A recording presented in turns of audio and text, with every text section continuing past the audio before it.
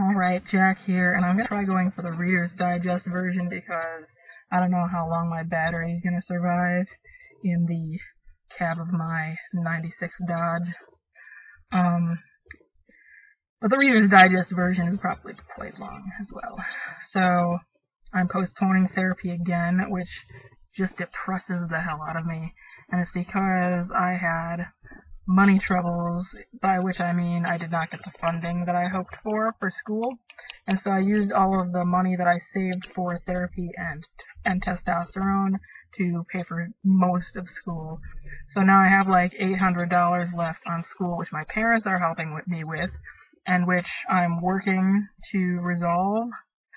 And I don't have any money for therapy or testosterone, although the testosterone doesn't bother me as much because I'm starting to get a really big feeling that my insurance is going to cover most of it. Anyway,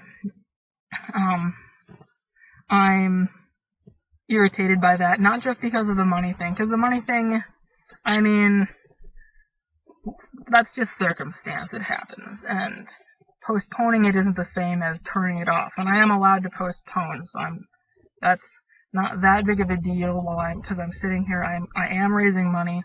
My ChipIn actually gained quite a bit in the past night. I received $155 through one. The first one was for $5, and I was so excited. The second was for $100 from somebody, and then the third was for $50. Which the two latter ones were relatives of mine, but that doesn't matter. Because, I mean, it just makes me happy. I do have a lot of support in my extended family, and in my immediate family, but they don't have that much money, so they can't really do anything.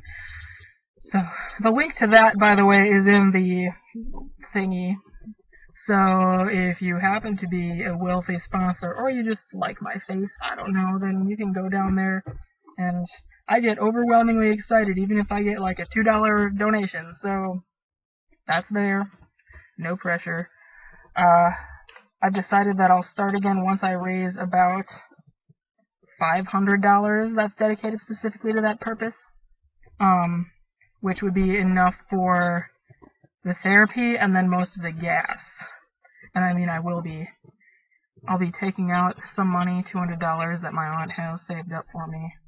And so right now I have about $355, which is dedicated to that purpose, and I want some more before I'll start therapy again. But I do want it to go as quickly as possible because, quite frankly, I'm 26 years old, and I am sick of feeling prepubescent. Which brings me to the email. I sent my therapist an email explaining that I was saying I know that I'd planned on restarting therapy in September. I don't know when I'll be able to do it, though. And I asked about how many sessions I would need so that I could budget how much money I would need to gather before restarting therapy. And the email I got back, it just annoyed me ever since I got it back. And it's not that I don't like my therapist. If I didn't like her, I wouldn't continue going to her. I mean, it's true that the reason that I initially went to her and the reason that I continue to go to her, as an important part of my life is because there aren't any doctors around here that I can find that will prescribe me hormones without psychotherapist recommendation. So, I mean, yes, I think that therapy is just really useful, and I enjoy going to it, and it makes me feel better, and it's helped me get over a lot of hang-ups, things like using public restrooms, which I now do 100%. I can handle men's restrooms now, and that's largely because of the pep talks that she's given me. So yes, therapy is useful, and it's been very useful for me. But I'm there because I want hormones, and I've wanted hormones for a very long time.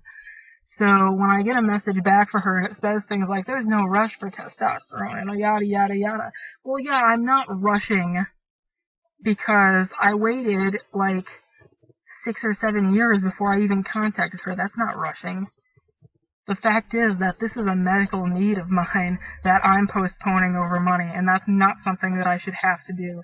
and I didn't appreciate the tone that I perceived this email as having, because she has this sort of hippie thing going, which I find charming most of the time, but when you're saying something like, financial trouble is usually a sign that you're not ready for something. Fuck no. Financial trouble is a sign that you were dealt a poor deck of cards. It would be just appalling if you were to tell somebody who was hungry that their financial troubles were a sign from the divine that they're not ready to eat, or they're too fat, or something like that.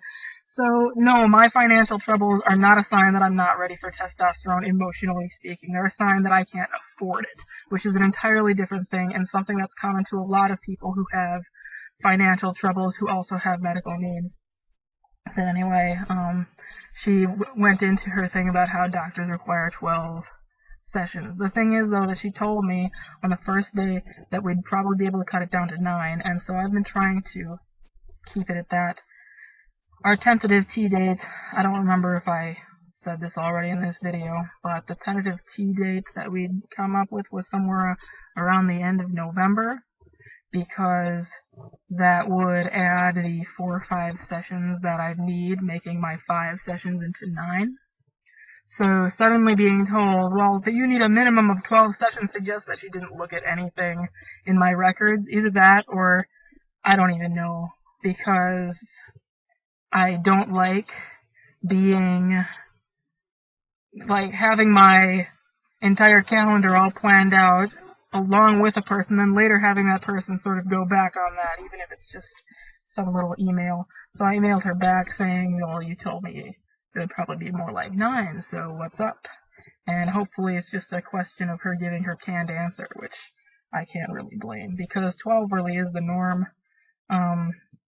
Keeping in mind, though, that most of the people who, well, not most, but a lot of people who go there, to use her words, and I don't really like the words that she used, but I understand kind of what she's getting at, they'll show up looking either really genderqueer or entirely as their birth gender, and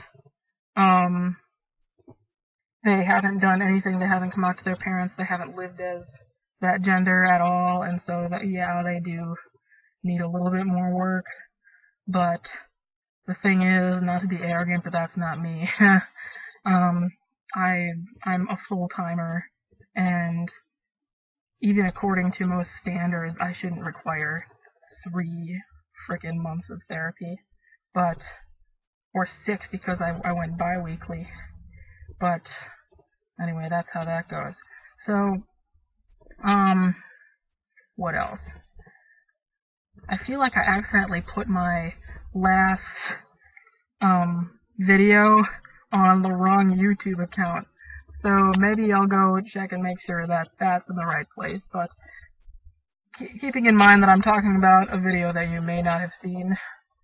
I know that I said in my last video that we go to the mounds, and I'd show you the Indian mounds, and I'd talk about stuff that went on at work. Well, you know what happens at work when you work somewhere like where I work in the summer is you don't have any time. And the time that you do have is usually at night or during a weekend when you're too tired to go up to the Wyalusing State Park or wherever you want to go.